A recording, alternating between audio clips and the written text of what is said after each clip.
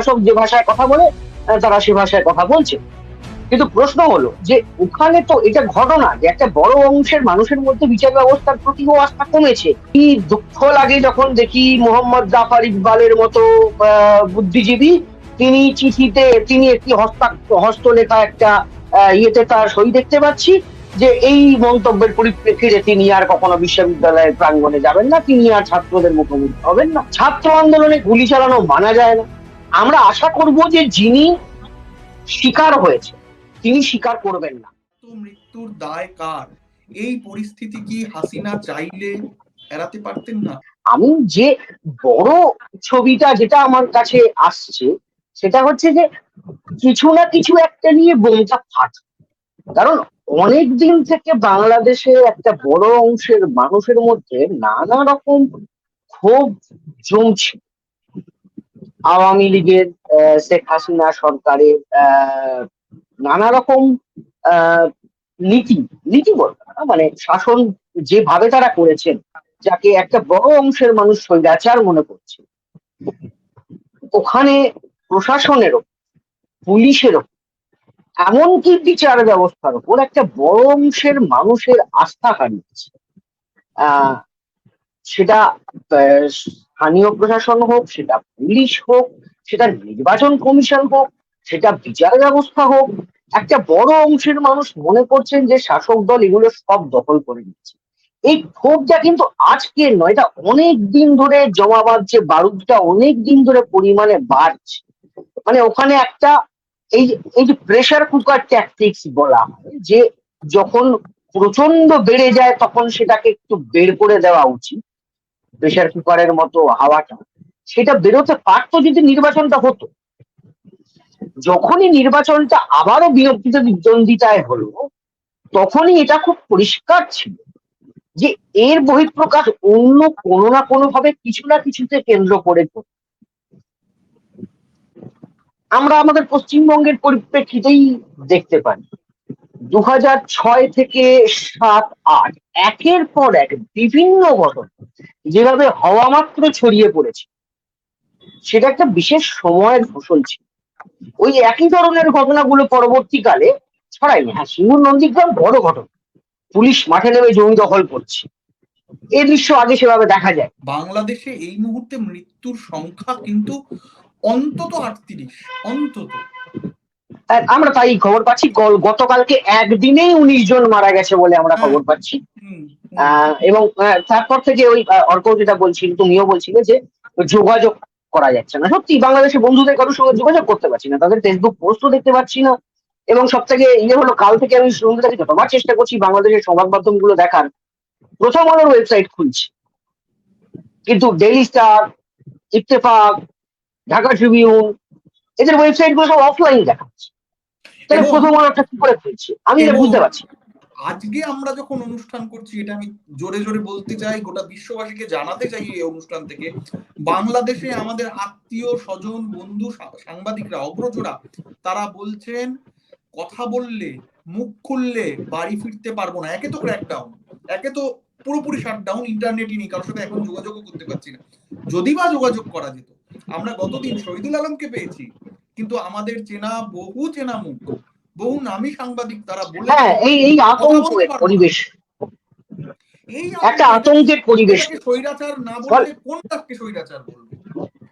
ফলে যে কারণেই আমার ধারণা যে এটা এখন কোটা সংস্কার আন্দোলনকে কেন্দ্র করে হয়েছে। এর নিয়ে তর্ক বিতর্ক থাকতে পারে, শাসক দল বলতে পারে যে ব্যাপারটা কোর্টের হাতে আছে, ওরা কেন কোর্টের রায়ের জন্য অপেক্ষা করলো না, ছাত্ররা কেন মাঠে নামবে।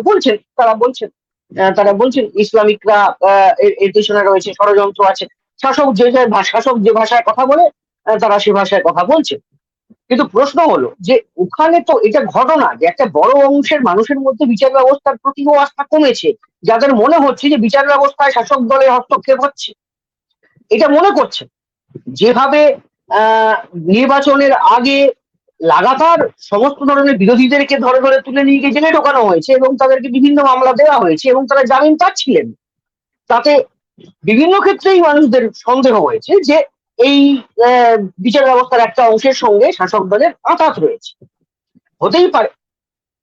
আর যদি পতন ঘটে মানুষের, আমাদের যে সংবিধান স্বীকৃত গণতান্ত্রিক ব্যবস্থার প্রোডাক্ট যে ইনস্টিটিউশন গুলো, সেই ইনস্টিটিউশনের ওপর যদি মানুষের আস্থার প্রভাব ঘটে, মানে আস্থার একটা প্রভাব হয়, তার যদি একটা পতন ঘটে, তাহলে তো মানুষ আইন হাতে তুলে নেবে। মানুষের যদি মনে হয় যে আইনটা আইনের মতো নেই, আইনটা ম্যানিপুলেটেড হচ্ছে, তখন হবে।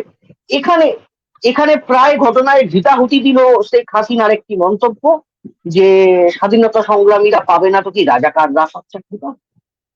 এটি একটি ওই সময়কার ছাত্র আন্দোলনের মুখে দাঁড়িয়ে ছাত্র আন্দোলনের সেন্সিটিভিটির কথা ভেবে একজন প্রবীণ রাজনীতিবিদের থেকে চরম অসংযমী এবং উস্কানিমূলক মন্তব্য ছিল।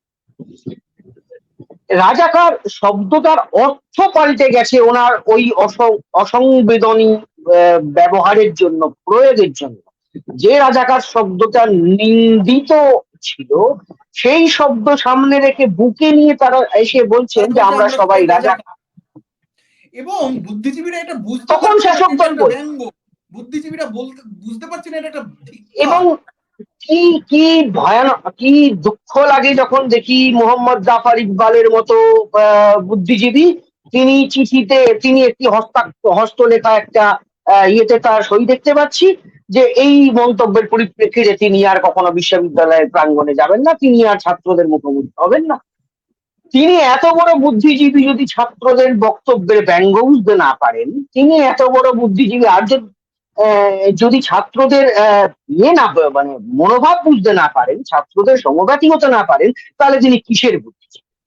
ছাত্র আন্দোলনে গুলি চালানো মানা যায়, ছাত্র আন্দোলনে গুলি চালানো মানা যায় না, যতই জুজু দেখানো হোক যে সামনে ইয়েরা চলে আসবে, মৌলবাদীরা চলে আসবে। আমি মেনে নিচ্ছি যে এই আন্দোলনের মধ্যে কোথাও না কোথাও ছাত্র শিবিরের ভূমিকা হয়তো রয়েছে, এখন বিএনপির ভূমিকা রয়েছে, আমি মেনে নিচ্ছি।